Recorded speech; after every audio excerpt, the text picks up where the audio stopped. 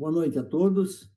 Apresentamos aqui as nossas boas-vindas para mais uma palestra da AME Paraná, Associação Médico Espírita do Paraná. Hoje com a palestra O Nosso Segundo Cérebro, que será apresentada pelo médico geriatra, Dr. Luiz Antônio Sá.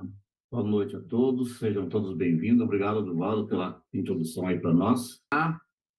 Ele é especialista em clínica médica e também em geriatria e gerontologia pela Pontífice Universidade Católica de Porto Alegre. É professor de medicina na Universidade Mackenzie, aqui do Paraná, antiga medicina evangélica, né? Passou para Mackenzie, e o Sá já era professor, continuou como professor também da Mackenzie, foi requisitado para continuar seus trabalhos lá.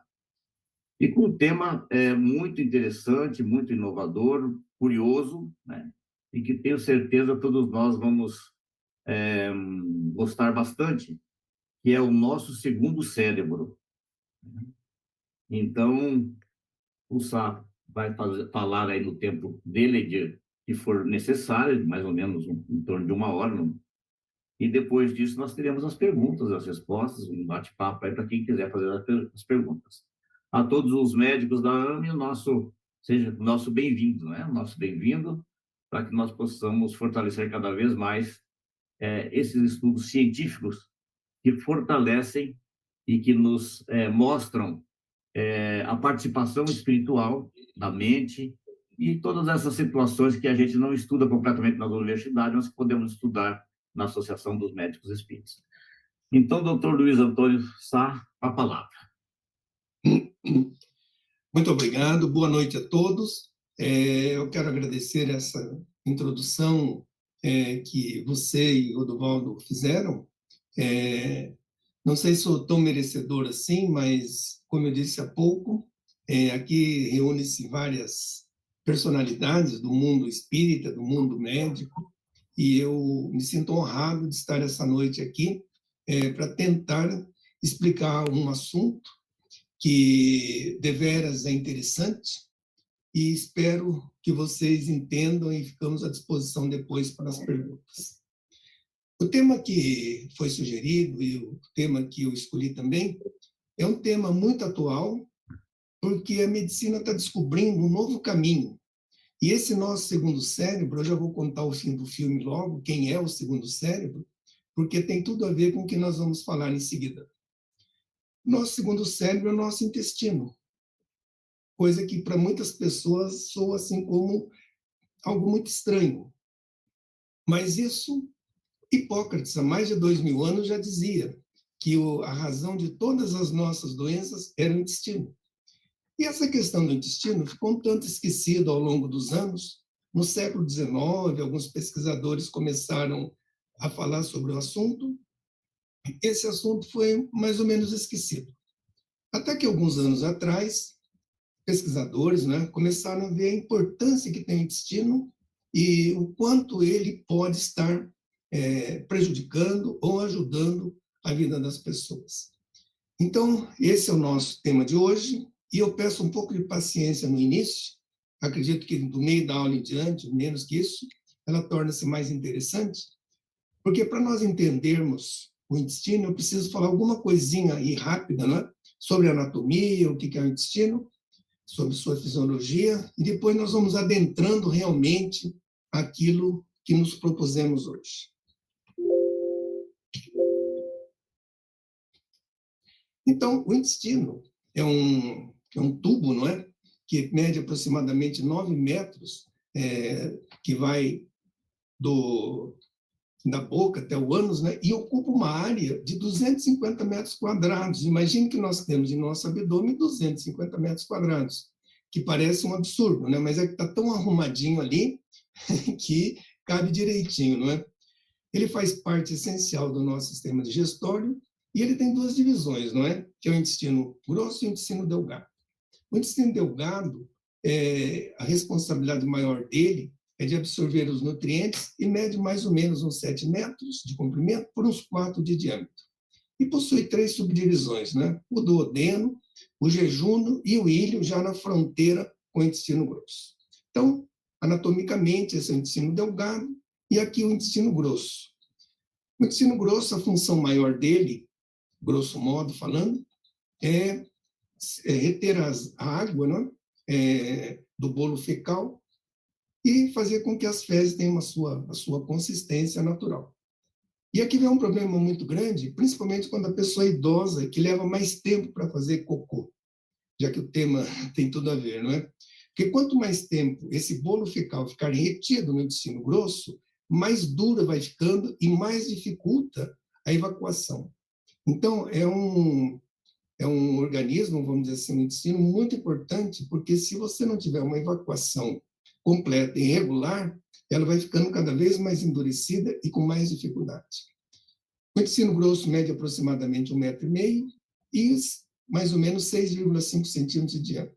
É semelhante, como vocês estão vendo aqui, um retrato dele, não é? É tipo uma ferradura, e tem essas divisões todas, a começar pelo apêndice.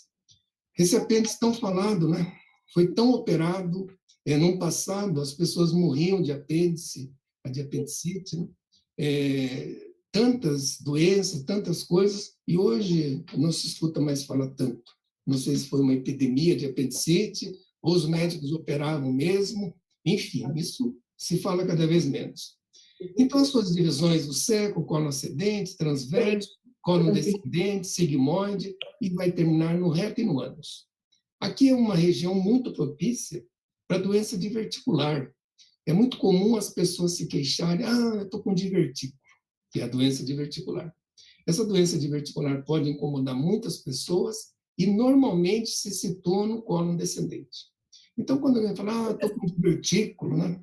Normalmente está situado nessa região. E é uma doença muito comum à medida que as pessoas envelhecem. Porém, nós temos que entender que o intestino não é só isso, né? Não é só um tubo que faz com que as pessoas tenham essa passagem do alimento e fica resolvido nisso. De jeito nenhum. O intestino é fundamental para a nossa vida, né? Então, além dele ter essa função que nós acabamos de dizer, ele tem várias funções, como absorver as vitaminas, né? Fortalecer o sistema imunológico, e isso é muito importante. E tem realmente essa função, que é essa relação do cérebro com o intestino, que é o motivo da nossa apresentação de hoje.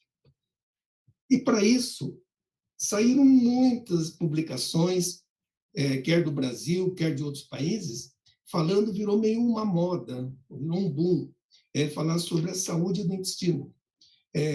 Se a gente adentrar, por exemplo, a essas publicações, existem muitas publicações falando realmente e no interesse que há da comunidade como um todo, quer leiga, quer médica, em conhecer mais sobre esse assunto. E é justamente essa informação que eu quero dar a todos vocês. O intestino é um sistema nervoso autônomo. Ele não depende exatamente do cérebro para fazer os seus movimentos, o que ele precisa fazer. Ele tem a sua própria autonomia, ele toma as suas decisões, sem precisar dizer, cérebro, eu estou fazendo isso, hein? Situação essa que outros órgãos do nosso organismo precisam estar mais ligados ao cérebro, tendo uma relação mais próxima. O intestino tem esse sistema nervoso autônomo, né? Sistema nervoso entérico, que é tipo uma sucursal, como está escrito aí, do sistema autônomo, né? Nervoso autônomo do corpo, que pode controlar diretamente esse sistema digestivo, sem precisar, digamos assim, dar satisfações, entre aspas, né, para o cérebro. Embora ele tem uma ligação muito forte e total, né, com o cérebro, principalmente através do nervo vago, que o nervo vago ele tem uma ligação muito grande, é o maior nervo, digamos, craniano que nós temos, que vai ligar realmente do cérebro até o intestino. Então, ele tem essas inervações que, por mais que ele seja autônomo, digamos assim, ele tem também essa comunicação cerebral, porém não depende exatamente do cérebro para fazer ou ter as suas funções. Bom, então, para nós entendermos, o intestino é um sistema nervoso ele possui mais de 100 milhões de neurônios. Ele perde apenas para o cérebro em número de neurônios. E produz mais de 30 neurotransmissores. Desses, produz dos mais importantes que nós temos. Para a gente ter uma ideia, 95% da serotonina e 50% da dopamina são produzidas no intestino. E a gente achava que era no cérebro. Então, a serotonina tem uma importância muito grande, porque ela é responsável pelo bom humor, pela felicidade, pelo bem-estar, pela memória. E se vocês se lembram bem, talvez os médicos daqui, ou talvez os que usaram, né? Há uns 40 anos atrás, 30, 40 anos atrás, surgiu o Prozac, que é a fluoxetina. Então, o Prozac, comercialmente, né? Ou a fluoxetina, farmacologicamente, foi a droga que deu início a um boom e ajudou muitas pessoas. Por quê? Porque a fluoxetina, que era o Prozac, hoje, depois deve ter uns 40 nomes diferentes hoje, não é? Mas o precursor foi esse medicamento, eu vou falar Prozac, não ganhei nada com isso, não sei nem se tem mais no mercado Prozac, que era um inibidor de recaptação da serotonina. E com isso, fazia com que a pessoa tinha um bom humor, foi dito, inclusive, que era a pílula da felicidade. E a dopamina é responsável pela motivação e prazer. Quando os pesquisadores descobriram a importância que tem a serotonina, principalmente para os quadros depressivos e para os quadros de ansiedade, a medicina tomou outro rumo, porque nós passamos a usar medicamentos baseados nesses dois neurotransmissores e também na noradrenalina, que faz parte do conjunto. E hoje nós temos medicações muito boas para tratarmos depressão, ansiedade, agressividade, seja lá o que for, baseado nesses neurotransmissores. Então, e eles são produzidos no intestino. Então, vem daí essa importância que já começamos a pensar diferente nessa função intestinal. Porque quando há queda desses neurotransmissores, a nossa saúde física e principalmente emocional ficam muito comprometida, não é? Essa relação que há entre os neurotransmissores e as nossas emoções são muito ligadas. A queda nesses neurotransmissores, principalmente esses dois que estão escritos aí, podem trazer muitas situações desagradáveis à pessoa, não é? Bom, então o intestino tem realmente esse controle ligado a níveis de estresse, ao estado de ânimo. A saúde do intestino determina o bem-estar do cérebro. 70% do nosso sistema imunológico vive no intestino. Então, se o nosso intestino não estiver funcionando bem, a nossa imunidade vai para o espaço. Então, para vocês entenderem que 70%, a gente nem sabia, né? Muitas pessoas nem sabiam onde eram produzidas as células imunológicas. Mas agora estão sabendo que 70% está no cérebro. Quando a pessoa tem problemas intestinais, ela fica muito mais vulnerável a doenças imunológicas e mentais, que nós vamos discorrer mais um pouco. Bom, então essa relação entre o cérebro e essas doenças intestinais, que faz com que essa conexão comprova realmente a relação íntima que há entre o cérebro e o intestino, né? É a questão das emoções, sistema imunológico, a defesa do organismo. Muitas vezes a pessoa diz, mas eu estou tão imunologicamente deprimida, vai ver que tem problemas de intestino, não é? Uma outra questão que é controlada por esse sistema é a obesidade e a digestão natural dos alimentos. O bem-estar geral de todos nós e todas as pessoas está diretamente relacionado ao funcionamento do intestino. Se o órgão não estiver funcionando adequadamente, pode ser desencadeada uma série de reações, não apenas gastrointestinais, como transtornos emocionais e psiquiátricos, baseados no intestino. Ansiedade, raiva, nervosismo, tristezas podem sim ter origem no intestino, para ver a importância que tem. E aqui é uma questão interessante, que a quase totalidade de quem sofre as doenças crônicas envolvendo o cérebro, como depressão, pânico, ansiedade, autismo, enxaqueca, sofre também de problemas digestivos, em maior ou menor grau, como constipação, síndrome de intestino irritável, né? Enjoo fácil, doença de Crohn, e todo tipo que possa ter de doenças relacionadas a intolerâncias alimentares, má digestão, e toda essa questão. E vocês vão vendo, isso nós vamos falar ao longo aqui ainda, mais um pouco, se o nosso intestino não funciona bem, nós não estamos bem. Mas para que tudo isso funcione bem, para que realmente o intestino tenha essa capacidade e que ele possa mesmo funcionar perfeito, nós precisamos da microbiota. O que é a microbiota? A microbiota é um termo novo? É um termo novo, porque antes era conhecido pela flora intestinal. Antigamente falava-se na flora intestinal, que está perfeita.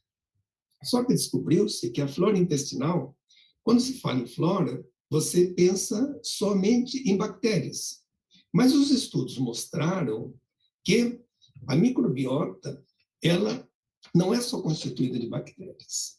Ela é constituída de uma série de micro-organismos. Bactérias, vírus, fungos e protozoários que povoam o nosso intestino. Então, esse é um conjunto de micro-organismos que vivem no nosso intestino em perfeita harmonia com o nosso corpo, nos ajudando em diversos processos. Aí vem uma situação, não é? Que quando as pessoas pensam em bactérias, em vírus, fungos, protozoários, já pensam que são maléficos. Né? Não, tem que matar essa bicharada toda aí. Tem que acabar com isso. Pelo contrário, nós temos esses seres vivos que nós dependemos muito deles, que eles estão aí para nos ajudar. Então, eles funcionam, eles contribuem muito para o bom funcionamento do nosso organismo, do nosso corpo. Né? Só para vocês terem uma ideia, são mais de 40 trilhões de micro-organismos divididos em muitas, milhares de espécies diferentes. E algo que choca muitas vezes, que nós somos mais micróbios que humanos. Nós temos muito mais micro-organismos dentro de nós do que células. O primeiro estudo que saiu sobre isso dizia que nós tínhamos 10 trilhões de células para 100 trilhões de micro-organismos. Alguém foi lá e recontou, né? Não sei como, mas recontar não deve ser tão fácil, mas recontou isso daí, e hoje foi baixando isso daí, e hoje a proporção é mais ou menos 1,5, mais ou menos. Mas, de qualquer maneira, são mais micróbios do que células que nós temos no nosso organismo. E chegam a pesar de 1 a 2 quilos, essa microbiota toda. 1 a 2 quilos no nosso organismo é bastante. É bastante. É maior do que alguns dos nossos órgãos, por exemplo. Né? Então, estamos entendendo que essa microbiota, só fazendo uma breve recapitulação, é um conjunto desses micro-organismos que vivem em simbiose com o nosso corpo, fazendo o bom funcionamento deles. Então, é uma quantidade muito grande, maior do que nós temos em células dentro do nosso organismo, e que estão aí para fazer o bem, para fazer com que tudo funcione perfeitamente bem. E essa microbiota, ela pode influenciar a função cerebral, principalmente pelas vias neurais, endócrinas e imunológicas. E o cérebro pode, por sua vez, utilizar as mesmas vias, não é? Para influenciar a composição dessa microbiota intestinal. É um círculo perfeito, onde o que essa microbiota faz dentro do intestino vai ao cérebro e as informações são precisas. Vem de um para outro e nós temos a função perfeita do nosso organismo. Uma quebra nisso vai trazer danos, com certeza. Bom, e como é que essa microbiota é formada? Quando a criança está intrauterina, o feto intrauterino, ele é estéril, digamos assim, não é? E ele, quando do nascimento, que ele tem contato com o canal vaginal da mãe, depois a amamentação, ele vai tendo, através da sua mãe, esse contato e vai criando a sua própria microbiota. E ao longo da vida vai desenvolvendo isso. Sendo que até os 3 anos ainda está constituindo essa microbiota e criando os seus próprios micro-organismos. Isso vai indo numa crescente até a idade adulta, e essa idade adulta praticamente cria-se milhões de trilhões desses micro-organismos, e infelizmente, como tantas outras coisas, né, com o envelhecimento, vai diminuindo e a resistência, a imunidade e a inflamação vai predominando quando a pessoa vai ficando numa idade maior. Inclusive, há um termo na geriatria que chama-se inflammation, quer dizer, é a idade da inflamação. Está provado que a inflamação é uma das características do envelhecimento, não é? Então, a criança vai formando isso. Mas como ela vai formando isso? Por exemplo, eu sou do tempo em que as crianças brincavam no barro, caíam, se machucavam, iam para casa, a mãe brigava ainda porque veio tudo sujo, porque veio machucado, aquela situação toda. Mas, por outro lado, isso trazia uma grande resistência, porque quanto maior o contato que você tivesse com micro-organismos de todas as espécies, você desenvolveria muito mais anticorpos contra várias doenças, não é? Diferente de hoje, não é? Que as crianças hoje têm uma vida muito mais estéril, muito mais caseira, quer dizer, a resistência que uma criança dessas daqui vai adquirindo com o tempo em relação a uma criança como essa, é muita diferença. Uma criança como essa adquire muito mais resistência do que uma dessa. Come fruta no pé, lava a mão, nem pensar. Então, quer dizer, é uma evolução para trás, né? Digamos, com esse tipo de juventude, de criança que nós temos hoje em dia. Nesse tempo, a mãe brigava. Ô, menino, menina, vamos entrar o dia inteiro na rua e não pode ficar. Hoje, assim, você vai ficar o dia inteiro em casa, não vai sair, não vai brincar lá fora. Quer dizer, por quê? Porque os atrativos de hoje, sejam computadores, tablets, celulares, são muito mais interessantes, talvez, do que tínhamos, por exemplo, na nossa geração, não é? Bom, e essa microbiota, que nós já entendemos que a microbiota é um conjunto de micro-organismos, não é? Que traz as funções benéficas para o nosso organismo. Sem essa microbiota, nós teríamos uma série de problemas que nós veremos a seguir. Então, o que ela tem de tão benéfico assim para todos nós? Nos defende dos micro-organismos prejudiciais. 70%, como nós já vimos, das células do nosso sistema vivem no intestino. Digere melhor alguns alimentos, como aqueles muito fibrosos, alguma coisa assim. Ela está ali para fazer todo esse trabalho. Retirar a energia dos alimentos e trazer para o organismo. Favorece a absorção de minerais como magnésio, cálcio, ferro. Sintetiza vitaminas essenciais, tais como vitamina K, complexo B, aminoácidos. Né? Ajuda a regular o apetite e a sensação de saciedade. Isso é muito importante, principalmente quando a gente pensa em obesidade. E influencia o nosso comportamento e humor. As doenças mentais, principalmente a depressão. 35% dos pacientes depressivos têm problemas e doenças intestinais. Então, a microbiota nos traz inúmeros benefícios. E é por isso que a gente tem que realmente ter esse cuidado para cuidar dela, que tem que ser feito de todas as formas, principalmente, não é, para ter uma microbiota saudável. O que você precisa para isso? Evitar sedentarismo, exercício físico, hidratação, redução de estresse, dormir melhor e uma alimentação adequada. Ninguém falou em remédio aqui. Para nós cuidarmos do nosso corpo, não precisa ficar tomando remédio. Conheço pessoas que tomam 1 quilo de vitaminas por dia. Importa vitaminas, traz um pote, né? E toma 14, 15 comprimidos de uma vez só. Não é por aí, não é?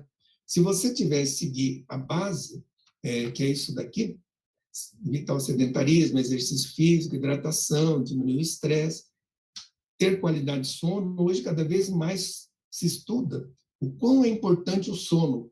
O sono rejuvenesce a pessoa, traz inúmeros benefícios. Então, dormindo bem, você tem uma resistência muito maior em todos os sentidos. E nem falar da alimentação adequada, não é? Porque a alimentação é a base de tudo que nós temos.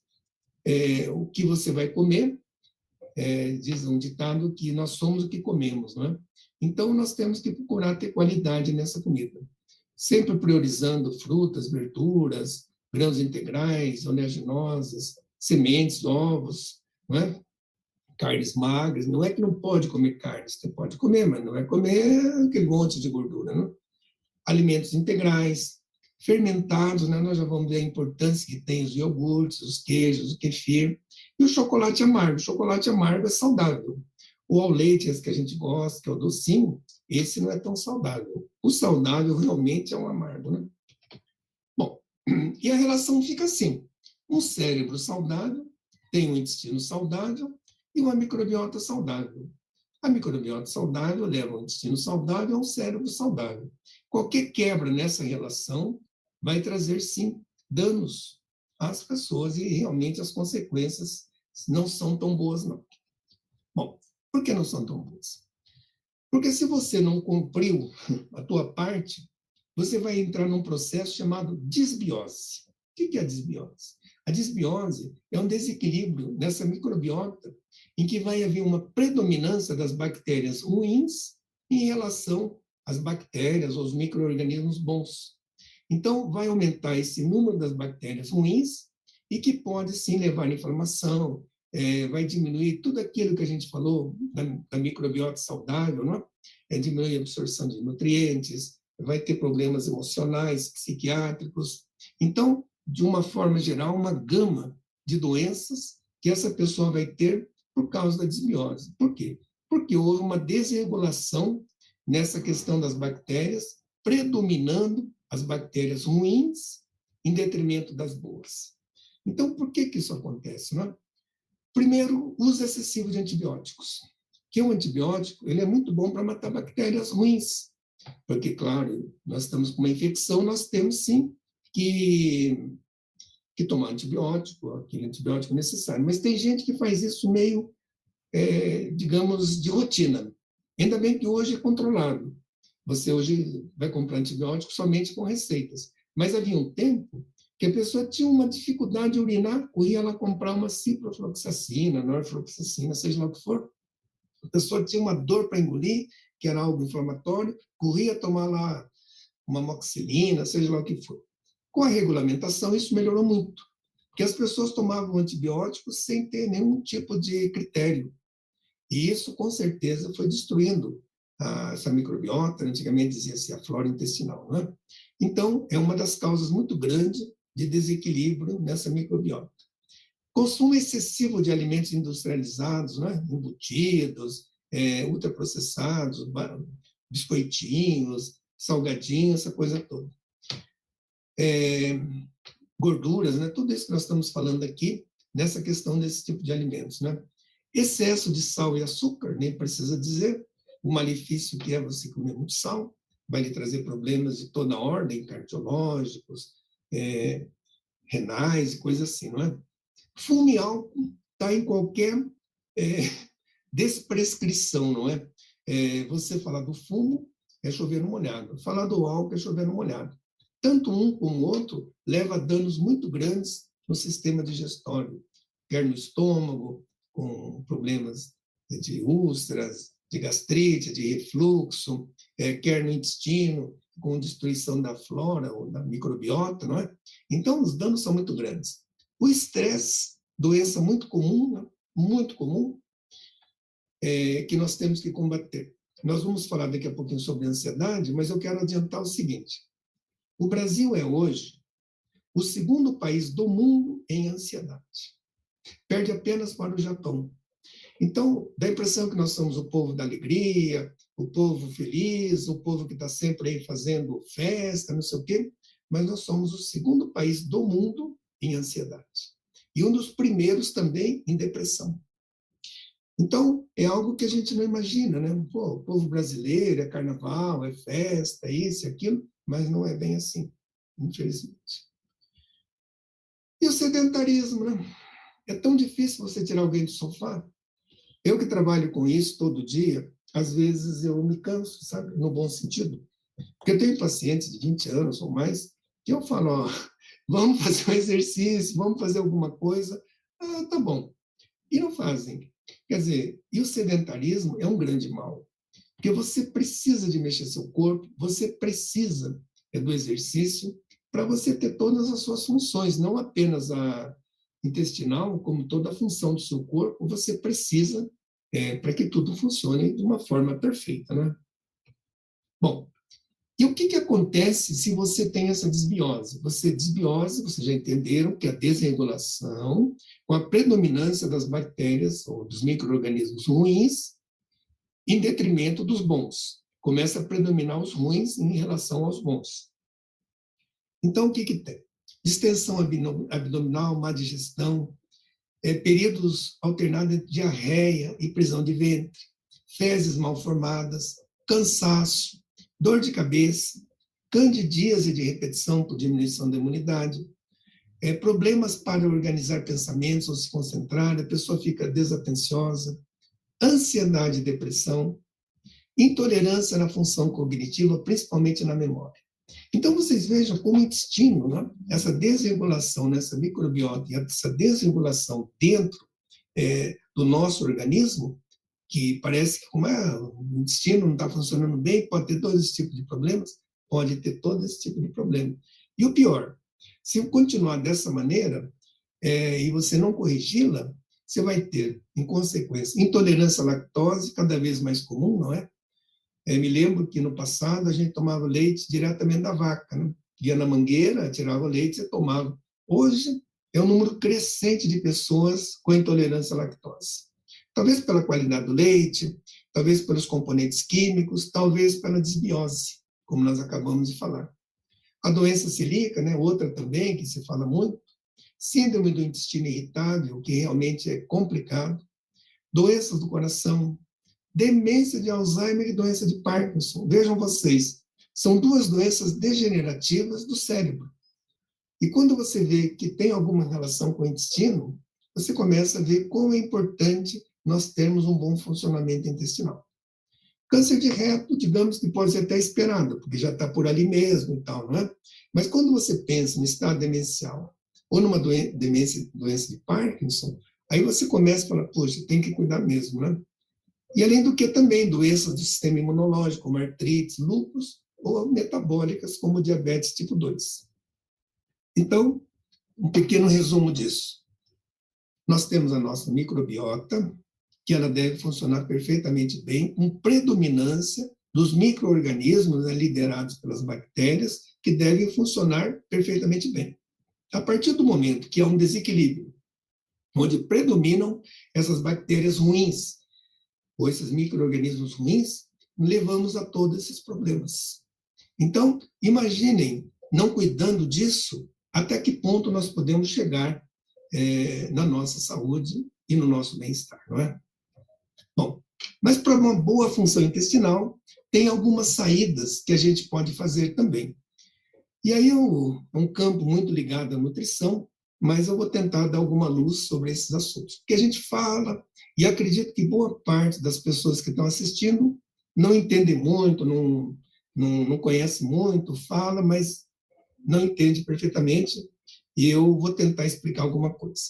Então, para uma boa função intestinal, nós precisamos de probióticos, de prebióticos, de simbióticos, de psicobióticos e exercício físicos. E já tem outros bióticos aqui também, mas eu resumi nos 4, que acho que com isso a gente dá uma luz, já dá uma explicação melhor. Então, para essa boa função intestinal, nós precisamos dos probióticos, dos prebióticos, simbióticos e psicobióticos. E eu vou explicar sobre eles. Os probióticos são micro-organismos vivos que proporcionam benefícios à saúde e são essenciais para o equilíbrio da microbiota intestinal. Vamos entender que esses probióticos você vai consumi-los, vai tomá-los a partir do que nós vamos dizer aqui embaixo, ou comercialmente, né? Esses probióticos são conhecidos como as bactérias do bem. Eles facilitam a formação da chamada barreira probiótica no intestino e ajudando no desenvolvimento da microbiota intestinal de bactérias que causam, né, o bem da pessoa. Entre os conhecidos que nós falarmos em termos alimentares, os leites fermentados, iogurtes, né, esse kimchi, kombucha, kefir, e também na forma de pó ou cápsulas. Então, probióticos são esses micro-organismos que são considerados bactérias do bem. Você vai comer uma série deles, você compra no mercado, não é? Tem aí, você faz o kombucha, o kefir, você pode fazer em casa, tem as fórmulas, quem não souber, é só entrar na internet, que tem explicações sobre isso, como fazer, não é? Eles são riquíssimos em probióticos. E se a pessoa for mais acomodada e não quiser fazer isso, no comércio tem uma série desses probióticos, né? Alguns mais caros, uns mais baratos, mas eu não estou fazendo propaganda de nenhum. E caberia aqui mais umas 3 telas dessa, em nomes de medicamentos, de probióticos, que a pessoa pode escolher aquele que seu bolso permitir, não é? Cada um são mais ricos em lactobacilos, outro em bifidobacterium, e tem que ver realmente, e aí vem um perigo muito grande, porque a pessoa compra, por exemplo, um que é rico em lactobacilos, mas a deficiência dela não é do lactobacilos, é de um outro tipo. Então, às vezes vai tomar e não vai fazer o efeito que se espera. Então, também não tem um exame para dizer assim, não, tome, você tem que tomar aquele que tem bifidobacterium ou que tem lactobacilos. Você faz muitas vezes por tentativa. Eu vou tomar esse que é mais rico em lactobacilos, por exemplo, e se der certo, deu certo. Se não deu certo, vai mudar de marca, certo? Então, essa é a conduta real que a gente tem que fazer, certo? Então, temos que ter esse cuidado no que a gente vai receitar, no que a gente vai tomar. Os alimentos, não. Aquilo que a gente falou há pouco, isso aqui já está muito mais tranquilo do que você tomar, entre aspas, o medicamento comercial, como está aqui nessa tela. Bom, e agora temos os prebióticos. Os prebióticos, eles são os alimentos dos probióticos. Meio confuso? Então, probiótico nós vimos que são as bactérias do bem, mas elas precisam se alimentar. Então, elas se alimentam dos prebióticos. Então, eles ajudam, né, a melhorar a qualidade alimentar dos probióticos, dessa bactéria saudável, que são os probióticos. Né? Quanto mais prebióticos nós tivermos, mais as bactérias do bem se reproduzem, mais probióticos teremos. Além do que os prebióticos fortalecem o sistema imunológico e reduzem a absorção de gorduras e açúcares dentro do nosso organismo. Estão presentes em grande concentração em alguns alimentos de ordem vegetal, como cebola, alho, tomate, banana, tudo que estão lendo aí. Então, o prebiótico, você não precisa tomar remédio, você tem que cuidar da sua alimentação, dentro do que está citado aqui em azul, e aqui tem uma relação de alguns tipos de alimentos. Banana verde eu achei meio esquisito, porque quem que vai comer banana verde, né? A não ser que faça assado, coisa que valha. Aqui são alguns exemplos, maçã é mais fácil, né? De alguns alimentos ricos em prebióticos. Então, mas se alguém quiser saber mais alguma coisa, como eu disse a vocês, talvez na internet aí tem uma relação muito grande. E aos simbióticos, que contêm probióticos e prebióticos no mesmo tempo, combinando os efeitos benéficos para o organismo. Ele oferece tanto os micro-organismos bons, os probióticos, como os seus alimentos, né? Promovendo essa sinergia que vai fazendo os efeitos, melhorando efeitos positivos, somando essas duas ações. Também é encontrado praticamente nos mesmos elementos, né? Leites fermentados, bebidas lácteas, sucos, algum tipo de biscoitos especiais, não é o biscoitinho que você vai comprar no mercado aí, né? E eles combinam as quantidades adequadas de um probiótico e os seus respectivos aí prebióticos. Espero que esteja sendo claro até agora e não esteja sendo tão confuso. Estou tentando uma linguagem mais amena, digamos assim, né? Bom, e por último nós temos os psicobióticos. Vocês vejam quantos óticos nós temos até agora, né? Então eles ajudam a reduzir os níveis de estresse e pode ter muitos benefícios, como ajuda a relaxar, melhora a saúde cognitiva, diminui a irritabilidade e melhora o humor. Então, eles ajudam a evitar ou tratar distúrbios mentais, como depressão, ansiedade, pânico, essa história toda. E os alimentos mais ricos, né, em psicobióticos são iogurte, kefir, banana, maçã, cebola, alcachofra, apio. Bom, aqui um adendo e um parênteses. Isso não é um tratamento para depressão. Isso não é um tratamento para um pânico, coisa assim. Isso é um coadjuvante. Você usando esse tipo de alimento, você tem uma chance muito grande, juntamente com a medicação exigida, que o seu paciente melhore muito. Ele melhorando muito, ele tem uma chance muito grande de, no passar do tempo, diminuindo a medicação e tendo essa alimentação segura para que possa realmente independer, né, cada vez mais da medicação. Então, não é que a pessoa, vamos dizer assim, vai ter um bem-estar, vai melhorar muito, dependendo do estado de depressão, de ansiedade. Mas não esperar que isso daqui seja um remédio para isso tudo. Ele vai ajudar muito. Porque a preocupação maior é a queda dessa microbiota do que propriamente você ter que repô-la depois. E se tiver que repô-la, repô-la com critério, como a gente explicou até aqui, não é? E o último item é o exercício. Que o exercício é o grande remédio, é o grande benefício para tudo. Se eu tivesse que indicar para um paciente meu, ou numa palestra como essa, ou seja lá onde for, qual o item número 1 para a qualidade de vida e bem-estar das pessoas? Seguramente eu diria exercício físico. Não tem melhor. Porque o exercício físico faz você sair de casa, faz você se movimentar, faz você se alimentar melhor, se hidratar melhor, e uma série de situações que vão melhorar em muito a sua qualidade de vida, né? E no caso intestinal, ele melhora muito o fluxo sanguíneo intestinal, beneficiando a microbiota, e vai aumentando muito, né, a produção de nutrientes e as atividades metabólicas, que elas vão correr realmente de uma forma muito mais produtiva para o organismo. Então, para melhorar tudo isso que nós falamos, realmente, em primeiro lugar, exercício físico. Com certeza vai melhorar muito. E eu recebo muitos pacientes com problemas de constipação intestinal. Ah, doutor, quase não vou no banheiro, 3 dias, 4 dias. Mas como é que é a sua vida? Caminha, anda? Não, não saio, não sei o quê. Então, eu tenho um exemplo que eu posso passar para vocês. Eu falo para o paciente assim, a senhora sabe o que é uma betoneira? Betoneira é essa que faz concreto nas construções. Ah, sim, eu sei. Então, se a senhora pegar essa betoneira e colocar lá dentro pedra, areia, cimento e cal, que é a base do concreto, e deixar quietinha lá, acontece alguma coisa? Não. Só precisa misturar isso aí. Precisa do quê? Precisa de água. Ah, é verdade, precisa pôr água para misturar aquilo lá. Tá bom. Mas se a hora pôr água e deixar paradinho, vai ficar paradinho.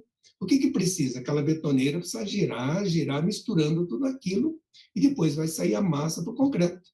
Ah, é verdade. Então, nós somos a mesma coisa.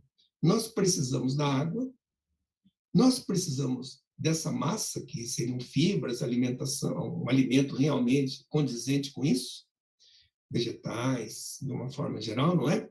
E precisamos de movimento, precisamos de andar, precisamos de nos movimentar. Porque se você toma água, mas não se movimenta, não come as fibras necessárias, também não vai adiantar nada. Então, eu uso esse exemplo da betoneira, que é uma forma da pessoa se imaginar como o seu intestino pode funcionar melhor. Bom, aí nós entramos na hora do horror agora. Agora é um ponto marcante nessa aula, que vai horrorizar vocês, sabe? O que eu vou falar agora, para os não médicos, e talvez até para alguns médicos, vai chocar um pouco. Porque, vejam bem, nós já fizemos alimentação correta. A pessoa está com uma diarreia incrível, não passa. A pessoa não está legal. Fez a medicação, tratou, foi no psiquiatra, foi no psicólogo, mandou se benzer, fez de tudo e não resolveu. E o que nós temos hoje de mais moderno que está revolucionando a questão de tratamento e vai, com certeza, trazer muitos benefícios. Então, se preparem que chegou a hora, a hora do horror. Transplante de fezes. Para muita gente é algo que choca. Como transplante de fezes, eu conheço transplante de coração, de rim, seja lá o que for. Mas não, é um transplante que está pegando de uma forma bastante acentuada para curar muitas doenças. Então, é um tratamento, né, vamos dizer assim, que transfere fezes de uma pessoa saudável para outra. Mas espera lá, não é qualquer um que é o doador. Para ser doador de fezes, tem que ter uma saúde perfeita, os exames têm que ser excelentes, para que possa realmente esse doador dar essas fezes, digamos assim, para um benefício de uma outra pessoa. Se é um doente, dá para o doente, só vai trazer problemas. Então, esse doador tem que ser selecionado para que possa fazer sucesso com esse transplante, não é? E a indicação primeira, que hoje está funcionando, e é nesse sentido, é quando a pessoa tem aquelas diarreias que não param, né? Principalmente essa colite pseudomembranosa, que é provocada por essa bactéria, Clostridium difficile, que não tem outro tratamento. O tratamento é transplante de fezes. Porém, já tem estudos mostrando que ele pode ser, esse transplante, muito útil no tratamento de outras doenças, né? Do intestino irritável, doença inflamatória, doença de Crohn, obesidade, doenças mentais e até autismo. Então, vocês vejam a importância que tem essa microbiota saudável e esse transplante de fezes que está aí, sabe, revolucionando o mundo da medicina. E acredito que para algumas pessoas que estão nos assistindo, choca um pouco, não é? Porque a gente sempre achou que fezes você tem que desprezá-la, jogar longe, não quer saber. Mas ela tem a sua utilidade. E aqui tem um estudo que é muito interessante. O primeiro estudo foi em ratinhos.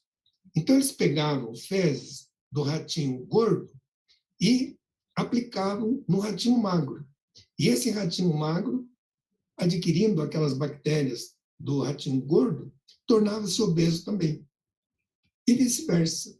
Quando pegava fezes do ratinho magro e passava para o ratinho gordo, que já tinha uma microbiota alterada, esse ratinho gordo podia emagrecer.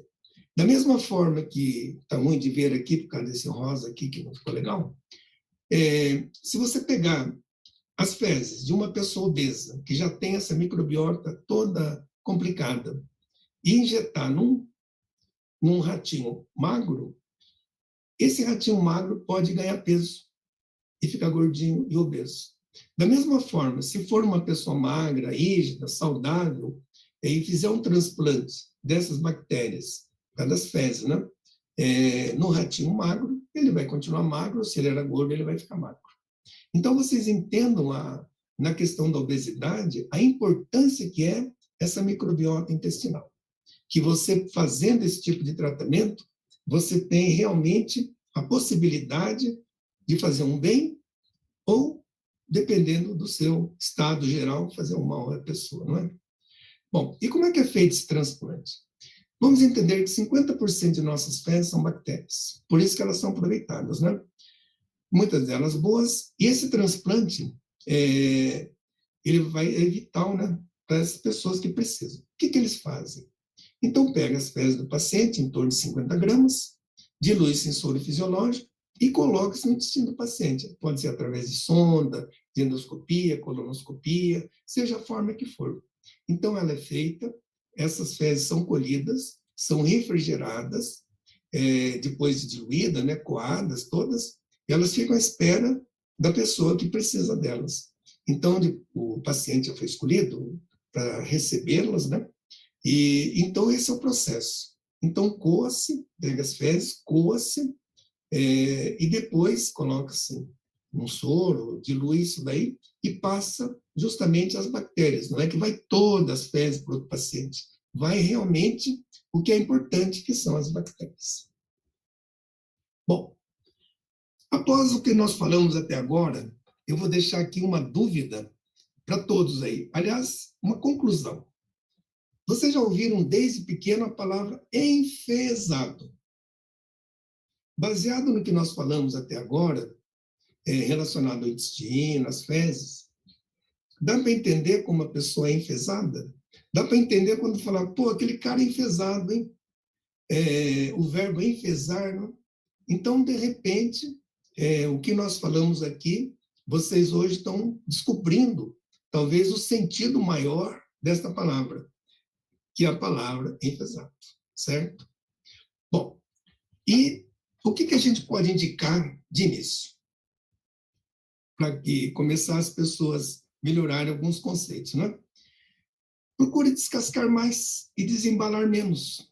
Procure descascar mais frutas, verduras, legumes, seja lá o que for, e desembalar menos saquinho de pipoca, não sei, saquinho de salgadinhos, bolacha, não é? Então, a regra básica de início, descasque mais e desembale menos.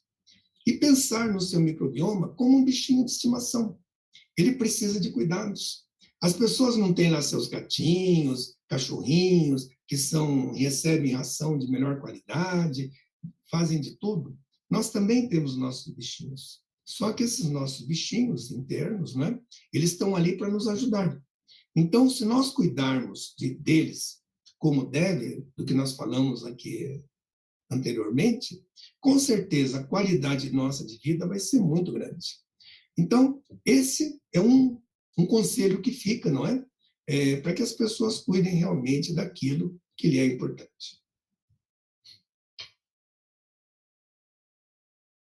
Então, é tudo uma questão de escolha na vida. Esses três personagens simpáticos, cada um tem uma opção de vida, é o seu livre-arbítrio, não é? E que cada um tem uma ideia, não é? Então, não preciso nem ler, vocês já leram daí. Então, o seu livre-arbítrio faz com que cada um decida aquilo que quer fazer, aquilo que é melhor, aquilo que realmente é preciso, não é? Bom, e aí é o grande problema que nós temos. Quando você pede para a pessoa ter uma mudança de estilo de vida, cuidar-se, todos esses conselhos que nós falamos aqui ao longo dessa nossa apresentação, muitas vezes aquilo entra por um ouvido, sai pelo outro, e a pessoa acaba não aceitando e não participa daquilo. Eu tenho pacientes que dizem, doutor, se eu começar a insistir muito para eu caminhar, para eu fazer as coisas, eu não volto mais aqui. Então, tá bom, é uma escolha, não é? Porque as pessoas esperam muito mais que aquele comprimido, aquela cápsula, aquela cirurgia vai resolver todos os seus problemas e não faz a sua parte. E não faz aquilo que realmente tem que fazer, no tocante a cuidar do seu corpo, da sua mente, da sua espiritualidade, não é? E acaba tendo os problemas cada vez maiores. Por quê? Porque confia na medicação ou na cirurgia para que ela resolva todos os seus problemas. E para encerrar, não é? Eu termino citando Einstein, que diz que insanidade é continuar fazendo sempre a mesma coisa e esperar resultados diferentes. Você orienta, você pede, você fala, e a pessoa não quer mudar. A pessoa acha que ficando, como eu disse, no sofá, ou se alimentando sem critério, ou não se cuidando, levando uma vida errática, a pessoa vai ter bons resultados. Se você não melhorar e não mudar alguma coisa dentro de você, baseado em tudo que nós falamos, realmente o resultado não vai ser muito bom. Então, eu espero, dentro dessa apresentação, que deu 1 hora, que tenha contribuído com alguma novidade, alguma coisa para vocês. E, em seguida, eu vou ficar à disposição para perguntas. Eu só quero, para evitar problemas legais, que eu já fui multado por não citar as fontes das gravuras, lá, das fotos, né? Então, aqui, para quem quiser ler, está aqui, mas já está citado, já está legalmente dito de onde eu tirei as fontes aí, as fotos que nós temos nessa aula. Então, agradeço e me coloco à disposição de vocês, se tiverem alguma pergunta, se acharam interessante o tema, se para vocês foi bom. Então, eu fico muito satisfeito e me coloco aqui à disposição do que quiserem perguntar, tá bom? Poxa, parabéns. Mas, Quero parabenizar o Sai e dizer que eu fico muito orgulhoso, sabe, de ouvir essa tua palestra, assistida, né? Porque foi excelente a tua palestra, eu acho que foi leve, mas você atingiu os pontos principais, chamando a atenção de todos nós para essa relação do intestino com o nosso cérebro, né? E tudo que ele pode causar de problemas para nós, né? Antes que alguém pergunte, deixa eu, como coordenador aqui, fazer uma pergunta, sabe? Porque eu lidava até pouco tempo atrás no Pode Vir com muitas pacientes com cirurgias bariátricas, gestantes com cirurgias bariátricas. E nós participamos de uma tese de mestrado de uma pessoa, de uma colega lá do Hospital de Clínicas, que ela pegou 800 pacientes que fizeram cirurgias bariátricas. Todas essas pacientes tinham deficiência de eletrólitos, sódio, potássio, essas coisas todas, né? Então, não vou entrar em detalhe, mas o resultado final do trabalho dela é que todas as pessoas que fazem cirurgia bariátrica, logicamente para emagrecer, elas são pessoas adoentadas e que devem, o resto da vida, ficar recebendo medicamentos vitamínicos e, ao mesmo tempo, fazendo avaliações mais constantes, né? Como é que você vê isso a frequência da cirurgia bariátrica e todo esse envolvimento do intestino que você colocou para nós, sabendo que o Paraná é campeão brasileiro de cirurgia bariátrica. Então, qualquer coisinha, antigamente, no começo, a gente se lembra que o pessoal fazia 2 anos de um curso, os médicos de psicologia, para entender como é que seria a vida dele e tudo mais. E hoje, você chega no determinados colegas, em 30 dias está com a sua cirurgia pronta, bariátrica, né? Parece que é meio agressivo tudo isso, você não acha que, embora os resultados sejam bons, né? A pessoa vai emagrecer, lógico, vai perder ter outros problemas a menos.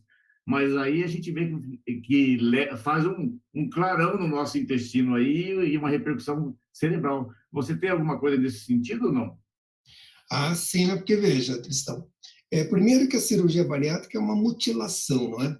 Então vai tirar parte do estômago, parte do intestino, e logicamente tudo isso que sai dali, numa região que a gente viu durante essa nossa apresentação, tão importante na proliferação dessa microbiota saudável, você corta parte disso.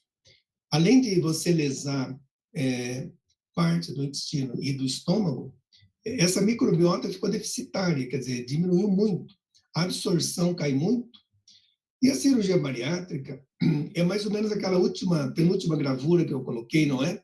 Onde a pessoa prefere tomar remédio, cirurgia, do que mudar estilo de vida. Então, é muito mais prático a pessoa engorda, e eu conheço pessoas que elas fazem o possível para engordar, para atingir um índice de massa corporal, para ir para a cirurgia.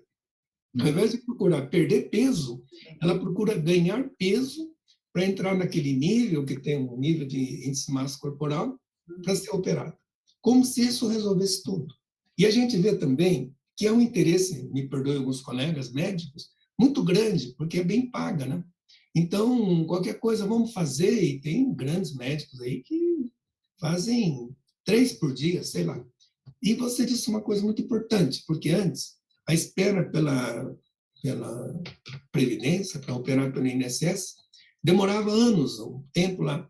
Hoje, as pessoas pagam os exames particulares para agilizar, e o médico interessado, cirurgião, vai fazer mesmo, né?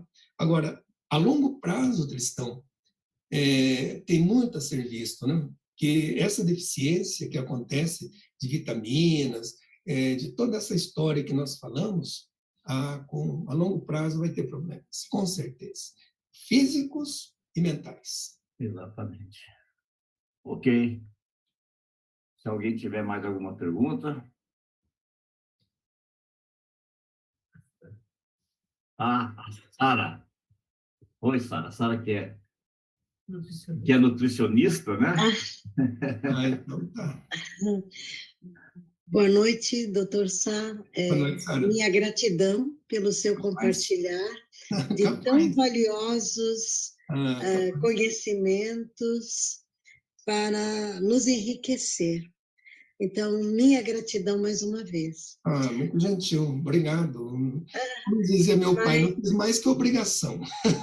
Não, mas a generosidade nesse compartilhar é que faz toda a diferença, doutor Sá. Me sinto muito honrado de estar aqui, porque, como eu estava dizendo no começo, quando nós falávamos com o Tristão sobre esse tema, que não é tão espiritual como vocês estão acostumados às quartas-feiras, não é? Mas ele, com certeza, trará algumas lições, e você, como nutricionista, entende que tudo isso que foi dito é algo que vem vindo aí, é moderno, quer dizer, e nós temos que acompanhar essa modernidade para nós termos os bons efeitos para a nossa vida, não é? Então, é isso que é muito importante, não é? Com certeza, doutor Sá. E para mim a novidade muito grande foi esse transplante, né? De fezes, e que eu agradeço por essa informação tão valiosa, né, para nós todos, para mim particularmente. Que bom. Doutor Sá, o senhor mencionou, quando falou dos prebióticos, enfim, a banana verde, né? O senhor até colocou, mas banana verde, né?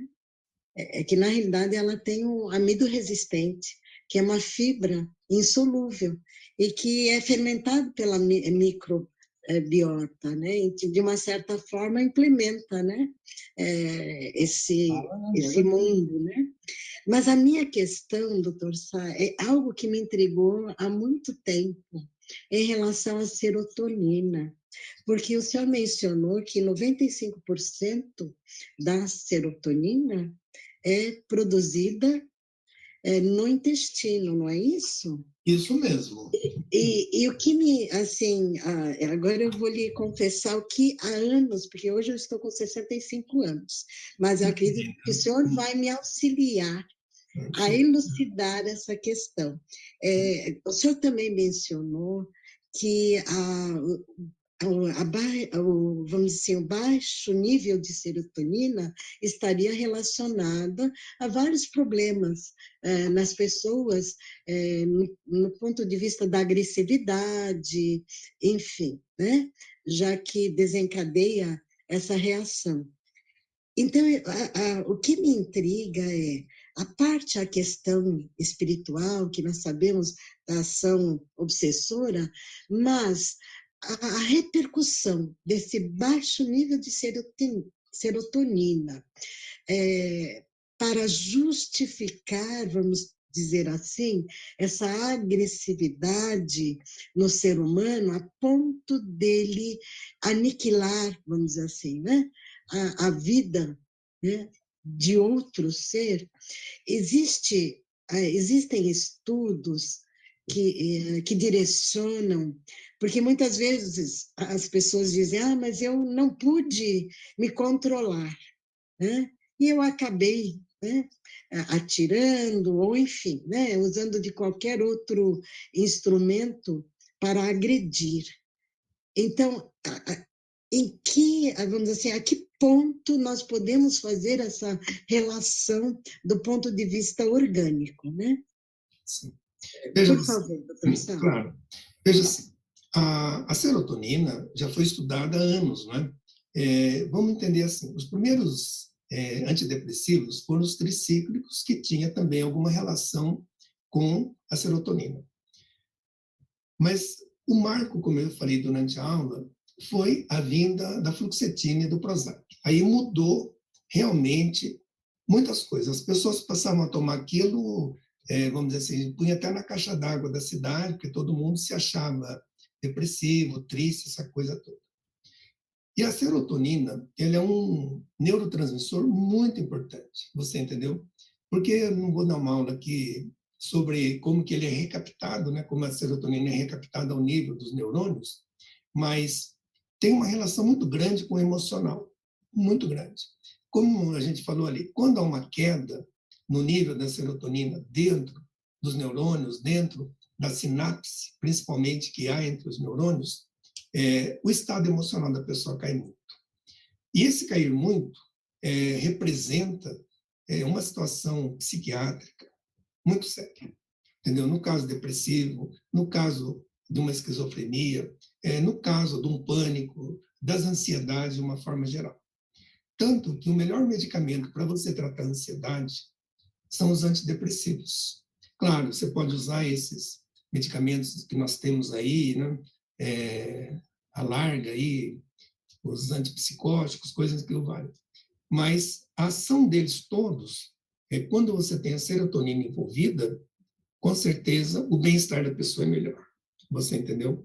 Tanto que a gente usa hoje, para alguns casos, ou boa parte de ansiedade, como eu te falei, medicamentos que levam, sim, a algum grau, embora não seja a única serotonina, né? Nós temos a dopamina, nós temos a noradrenalina, nós temos outros também neurotransmissores que auxiliam nisso. Agora, a baixa da serotonina, em particular, que é produzida no intestino, em grande parte, como você viu, pode sim trazer problemas mentais, psiquiátricos muito grandes. Então, tem que fazer o possível, né, para a função intestinal estar bem e, se necessário, tomar um medicamento que realmente a pessoa precisa. Certo? Minha gratidão e parabéns pela bela aula. Capaz. Obrigado, você é muito gentil. Ok, obrigado, Sara, pela participação. Agora o Oduvaldo, depois o do Maurício. É o Maurício, primeiro? Então, doutor Maurício, depois o Duvaldo. Maurício, com a palavra. Abre o microfone, Maurício. Se o Duvaldo quiser perguntar, pode fazer as honras, Duvaldo. Não, primeiro os mais jovens. Vamos lá, vamos lá. Torçar, obrigado pela aula, parabéns. Faz muito tempo que eu não assisto uma aula de gastro. Estava precisando reciclar esse meu conhecimento. Muito obrigado, viu? Eu vou direto no tópico mais quente dessa aula, o transplante de fezes. E uma curiosidade aqui. Quando o senhor estava falando sobre o transplante de fezes, eu lembrei que os cafés mais caros do mundo são exatamente os cafés que são digeridos por animais e nós utilizamos eles como para fazer a bebida. Então, nós temos um café, o Kopi Luwak, que é feito por uma espécie de gambala da África, tem o café Jacu aqui do Brasil, que é feito pelo nosso pássaro, né? A título de curiosidade, isso seria considerado um transplante de fezes? Olha, Maurício, olha, e é caro, hein? E é caro, é caríssimo esse café. Mais de R$900 o quilo do Kopi Luwak, acabei de ver aqui na internet. É muito caro. Bom, em primeiro lugar, eu quero parabenizar o Maurício, que foi, na época da Santa Casa, dos nossos melhores residentes, e comprova isso na sua atividade profissional. É um ex-aluno, posso dizer assim, que nos orgulha muito, né? Por tudo que ele fez, o que ele faz hoje, como vocês dá gosto, né, de ter um aluno como foi você. Então, veja assim, sabe, Maurício, porque quando eles pegam a fezes desses animais, eles lavam tudo aquilo ali, não é? Dessecam para pegar o grãozinho que o animal tinha ingerido. Provavelmente foi junto alguma bactéria, não sei se boa ou não, né? Mas, assim, que isso funcione como um transplante, acredito que não, Maurício. Acredito que não, porque esses transplantes, os estudos que nós temos até hoje, eles indicam que o doador tem que ter certas qualidades. E o que se aproveita das fezes não é a fezes em si, são as bactérias, como eu falei lá, 50% da massa fecal é constituído de bactérias. Então, ela é coada, pega-se essas bactérias e injeta na pessoa, né, que vai receber como o transplante aí. Então, acho que do pássaro me foge um pouco, acho que como transplante, acho que não. Essa pergunta foi para judiar, né, doutor Sá? Essa eu não tinha preparado, como se diz, né? Na verdade, o que eu gostaria de saber sobre a questão de transplante de fezes, se existe algum estudo, alguma informação sobre a influência do transplante de fezes, por exemplo, no humor das pessoas, já que a microbiota tem uma certa relação com doenças degenerativas, desenvolvimento de depressão e ansiedade. Se porventura o senhor encontrou nos seus estudos para fazer essa aula alguma coisa que falasse sobre esse aspecto, a parte psicológica, psiquiátrica do transplante de fezes, em termos de mudança nesse aspecto. Veja você, o que tá estabelecido é realmente na infecção pelo Clostridium difficile, né? Que são aquelas diarreias que não passam. Esse está estabelecido, digamos, é o tratamento. O restante são os estudos que estão sendo feitos, Maurício. Ainda não é um número tão grande, o N, digamos assim, dos pacientes ainda não é assim tão grande para comprovar. O pouco que eles têm, comprovam sim que há melhoras. Por quê? Porque você está fornecendo as bactérias, a microbiota, saudáveis, né? Naquele organismo já, digamos assim, deteriorado, já de boas bactérias, ou de boa microbiota. Não está indicado ainda, você entendeu? Tudo que eu falei para vocês é bem moderno, pode ser que daqui a 2 anos, 3 anos, eles estão evoluindo muito nesse sentido, porque acredito que muitos que estão nos vendo chocou quando falou em transplante de fezes. Espera lá, o que é isso, pô? Né? Entende? Então, o que está estabelecido, por enquanto, é no tratamento dessa infecção intestinal, que não adianta dar antibiótico e não vai resolver. Mas o restante, como estava dito na aula, está a caminho. Inclusive doenças psiquiátricas mais graves. Acredito que virá logo, sabe, Maurício? Acredito que logo. De momento, não tem um grande número de pacientes. O que fizeram deu resultado, mas ainda não dá para publicar, como se diz, entendeu? Ok. Parece o que choca é a ideia de o transplante direto do conteúdo fecal de uma pessoa para outra, mas isso aí pode ser provavelmente de maneira farmacológica industrializado, né? Então, é óbvio que é um processo limpo na hora de passar de um paciente, de um indivíduo para outro, né? Então, É porque, na realidade, veja, só vão as bactérias, né? A massa exatamente. fecal é depurada, é coada, né? Não tem Então, diferença nenhuma de tomar um probiótico, nenhuma. é por aí. Você está entendendo? Então, isso é feito, inclusive, por várias, até por endoscopia, colonoscopia, injeta direto, né? O importante é que elas caindo no ambiente intestinal, elas possam se reproduzir e destruir as bactérias ruins, porque as bactérias boas, elas têm uma propriedade muito grande de destruir as ruins. Elas absorvem os alimentos, elas têm condições, sim. Então, é por isso que se insiste, e acredito, Maurício, que dentro de algum tempo vai ser um dos tratamentos mais elegíveis aí, sabe? Muito obrigado.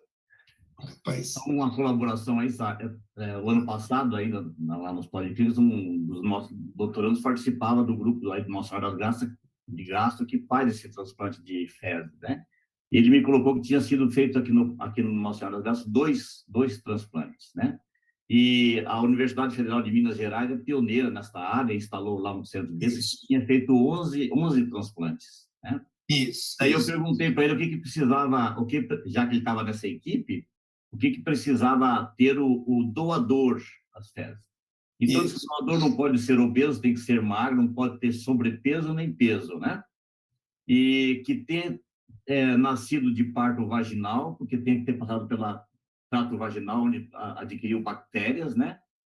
E que tenha amamentado pelo menos 6 meses. Né? Então, eu falei, bom, eu já não posso doar, porque eu não amamentei, né? Então, não pude amamentar, então não posso doar fezes, né? Mas, então, esses critérios, assim, de começo já tinha, além de fazer os exames todos, como qualquer transplante, os exames mais completos para fazer a doação. É uma situação bastante séria. É isso, então... E é isso mesmo, só para completar para o Maurício, a Universidade de Minas Gerais é pioneira mesmo nessa situação. Nessa situação. E tudo que você falou, se não tiver esses critérios, não pode ser doador. Não pode ser doador. Vamos passar para o Duvaldo, que é o nosso homem quântico, depois tem o seu Isaac e depois o Paulo. Parabéns aí pela sua apresentação. Só para também informar a você e ao grupo, nós tivemos 118 pessoas assistindo a sua palestra. Um bom público, com certeza, né? Agora, como eu não sou médico, então não tenho condições de fazer uma pergunta técnica, mas eu vou fazer uma pergunta de um caso real. Eu tenho um amigo que sempre foi muito gordo e um pouco nervoso, vamos assim dizer. Aí ele muito gordo e com diabetes, ele fez essa cirurgia bariátrica. Aí ele perdeu peso e reduziu o diabetes. Mas nos últimos tempos ele anda brigando com a sombra. É normal isso? É aquilo que a gente falou, não é? Porque ele mutilou-se, né? Quer dizer, mutilou e perdeu boa parte dessa microbiota que era responsável pelo equilíbrio emocional dele, não é? Então, com certeza, é isso que nós falávamos com Tristão há pouco, a tendência a longo prazo dessas consequências da cirurgia bariátrica, a gente ainda vai ver, né, Tristão? Eu acho que tem muita coisa aí de ruim para acontecer. Melhora a diabetes, melhora a porção de coisas, artrose, né? Claro, diminui o peso, mas as consequências metabólicas, digamos assim, vamos aguardar. Então, seu Isaac, por favor, pode abrir seu microfone. Ok, parabéns, doutor Sá, pela palestra. Parabenizo, foi extremamente explicativa. Bom, Isaac, muito gentil. Você é meu amigo, Isaac. Mas sou puxa-saco.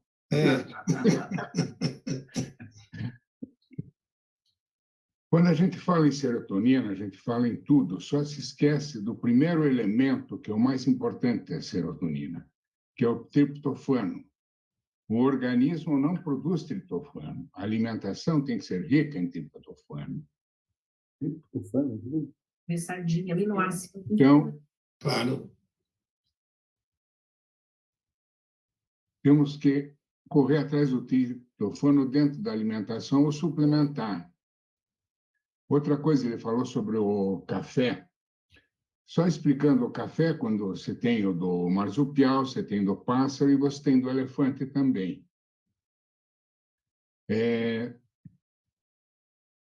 Quando eles absorvem os grãos, eles absorvem com casca e tudo, ele inteiro. Então, é feito um efeito enzimático nas cascas, que penetra um pouco nos grãos. Depois, ele é tratado como um café comum e torrado. Na torra, se tiver alguma bactéria, ela já era. Bactéria não foi feita para ser torrada. Então,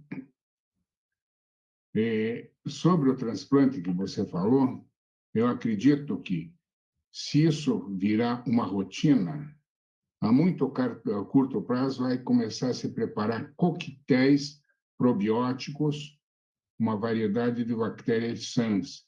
Hoje, quando você compra probióticos, é uma série de 10, 20, 40, 50 bactérias. Eu acho que não vamos alongar e fica nisso aí. Obrigado pela palestra, sai e vamos deixar o resto do pessoal aí. O Isaac é bioquímico, por isso que ele está usando essa linguagem mais técnica.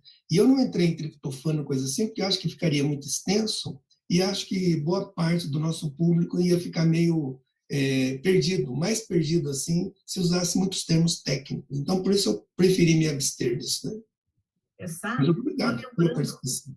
Sim. Só lembrando que o triptofano, você comendo sardinha, principalmente com espinhela da sardinha, você come triptofano, né? Não tem, né? Agora o Paulo. Obrigado, Isaac, pela participação. Paulo, com a palavra. Eu que agradeço. Ok, parabéns, doutor Sá. Embora não o conheça pessoalmente, mas minha esposa e minha sogra são seus pacientes. O doutor Maurício também, sou paciente dele. Estou devendo, homem durão, meu. Mas em toda essa relação aí de intestino, Alzheimer, depressão, enfim, tudo. Pode ser que eu tenha perdido alguma parte e tenha sido comentado, mas me desculpe se eu perguntar novamente, me perdoe. Canabiol, que se ouve falar, virou moda, se ouve falar muito esse treco aí, como é que funciona? Como é que enfim, como é que se posiciona com relação a tudo isso? Bom, então veja assim. Até a Anvisa liberando, né? Até a Anvisa liberando quase. Isso. Em relação ao que nós falamos hoje, não há estudos ainda, pelo menos nessa vasta pesquisa que eu fiz, que tem alguma relação com o canabidiol. Porque o canabidiol não tem exatamente uma função intestinal. O que o canabidiol hoje está sendo bastante usado é em epilepsia e alguns casos de dor, enxaquecas frequentes e Parkinson, sabe? Então, quer dizer, ele já entra aí como um tratamento, digamos, dessas questões maiores. Na questão da aula de hoje em particular, não vi nada que pudesse dizer que ele possa funcionar. Agora, há estudos, se nós falarmos de Alzheimer, como você citou, que se você usar canabidiol na fase inicial, porque a Alzheimer tem 3 fases, né? Fase leve, moderada e grave. Então, na fase leve, pode ter algum benefício. E ele é usado também numa circunstância de agressividade. Então, você pode tê-lo, vamos dizer, o paciente agressivo, já não resolveu com outros antidepressivos ou com antipsicóticos, né? Você pode fazer. Então, é um esquema também um pouco meio complicado. Você começa com gotinhas, 2, 3 por dia, e vai aumentando, sentindo a tolerabilidade do paciente, você entende? Então, há indicações, sim, como eu expliquei, na epilepsia, há indicações na cefaleia crônica, dores crônicas, do Parkinson também. No Alzheimer, um pouco menos, a não ser que você pense na agressividade, na agitação do paciente, certo? Ok, legal. Obrigado, Paulo, Entendi. pela participação. Maurício, você quer fazer mais uma pergunta? Está com a mãozinha levantada lá? Eu gostaria de trazer uma breve contribuição, que foi falado bastante aí sobre a questão da bariátrica, né? Quanto aos potenciais riscos, tanto em termos de desvitaminoses, distúrbios de eletrólito. Uma coisa que na cardiologia a gente sempre lembra quando vai indicar, por exemplo, uma troca de válvula cardíaca, que é algo bastante agressivo, se nós formos pensar, né? É que exige-se a comparação entre o tratamento versus a doença. Então, quando nós trocamos uma válvula cardíaca do paciente, aquilo se transforma numa nova doença, só que uma doença controlável, tratável. Ao contrário, diferente da doença original, que o defeito valvar levaria a pessoa à morte. A obesidade mórbida, para a qual se indica a bariátrica, se encaixa exatamente nessa situação. A obesidade mórbida vai matar o paciente pela hipertensão e o infarto derrame, pelo diabetes, e a bariátrica salva dessa morte precoce, mas é uma outra doença. É uma outra doença com diversos efeitos colaterais. O grande problema é quando se joga essa cirurgia no lixo, ganhando peso de novo. Aí complica tudo, porque a pessoa tem uma nova doença por um novo trânsito intestinal totalmente diferenciado, né? E ainda assim volta a ser obeso novamente, né?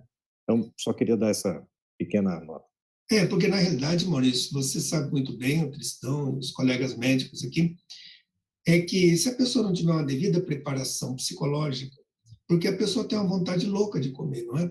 Não é tão simples. Eu tenho pacientes bariátricos que têm um desejo louco, só que o estômago fica restrito a uma lata de leite condensado, um exemplo, né, em termos de conteúdo. E a pessoa usa um leite condensado inteiro, abre o leite condensado e toma inteiro. Quer dizer, então não faz o que realmente tem que fazer. Por quê? Porque, como nós falávamos há pouco, na pressa e na ânsia de fazer a cirurgia, a pessoa talvez não tenha uma preparação psicológica e psiquiátrica suficiente para saber que depois da cirurgia ela vai ter realmente um decréscimo na alimentação.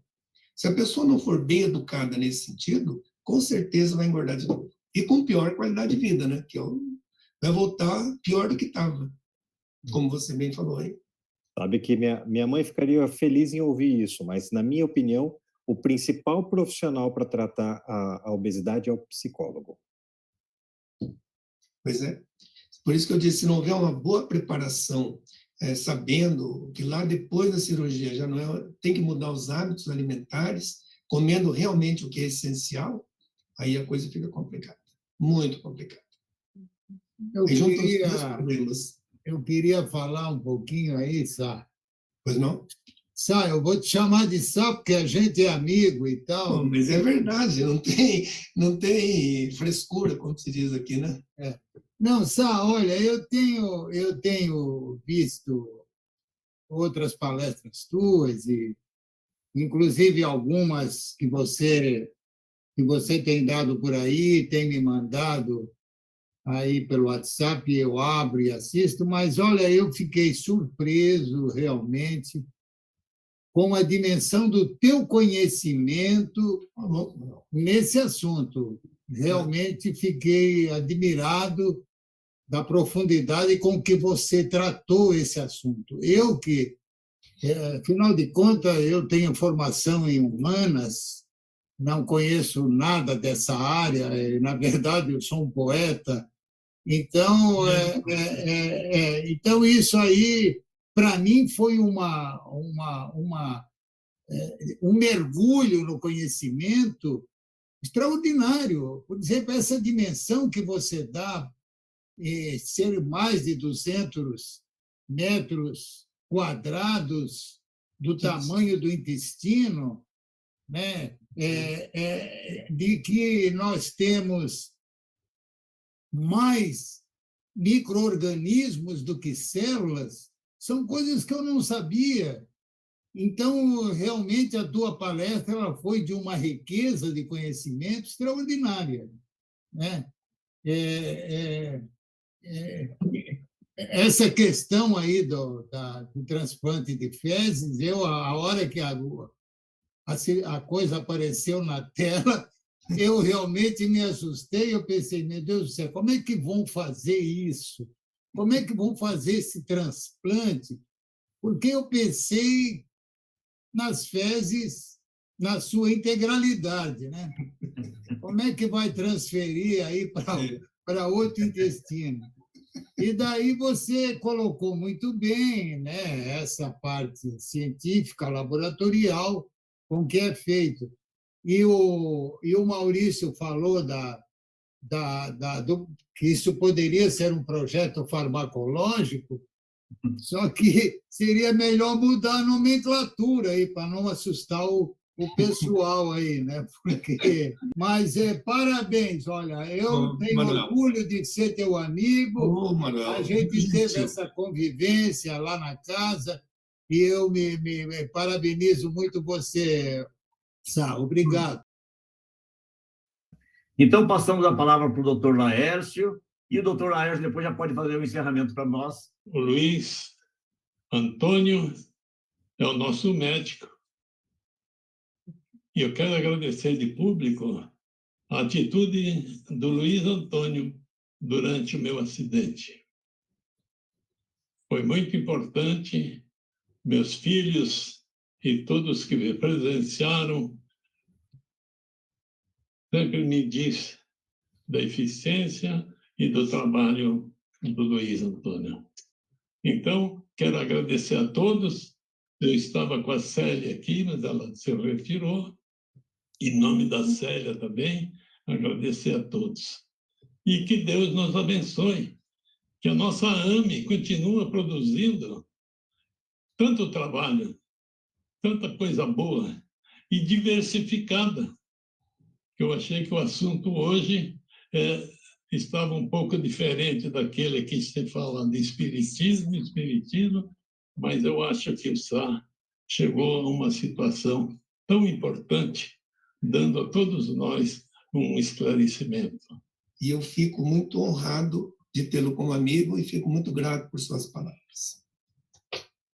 Eu que agradeço. Gratidão a todos e que Deus nos abençoe, nos dê uma noite bem tranquila e esperamos a próxima reunião e eu quero ver se estarei bem melhor, se Deus assim o permitir.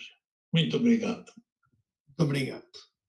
Então, a todos nós vamos agradecer a Deus esses momentos de interrelações entre nós, de aprendizado. O Espiritismo é uma doutrina também científica, então as informações científicas são bem-vindas para melhorar o nosso grau de discernimento entre saúde e doença, né? Mostrando que muitas coisas, muitos problemas têm também uma terapia natural que pode ser usada primeiramente como forma de abrandar, diminuir, melhorar sinais, sintomas e até, por que não, doenças, né? Através dos tempos, nós mudamos muito os nossos hábitos, né? E esses hábitos ficaram alterados e muitos deles nos traz sofrimento, nos favorece a muitas doenças. Então, na aula de hoje vem o chamamento para tudo isso, que devemos estar sempre relembrando, né, que o que os gregos já diziam, mente sã em corpo sã. Não adianta ter um deles só saudável, porque eles devem acompanhar na relação que nós sabemos que existe entre a mente e o corpo, né, entre o espírito e o corpo, e que nós temos que cuidar de ambos para seguir adiante com equilíbrio. Então, agradecemos a presença de todos, pedimos desculpa por alguma coisa, e agora nos encontramos nas reuniões da AME em agosto, mas toda quarta-feira com o André Luiz, mesmo no mês de julho. Então, um abraço a todos e até a próxima. Obrigado. Obrigado pela participação.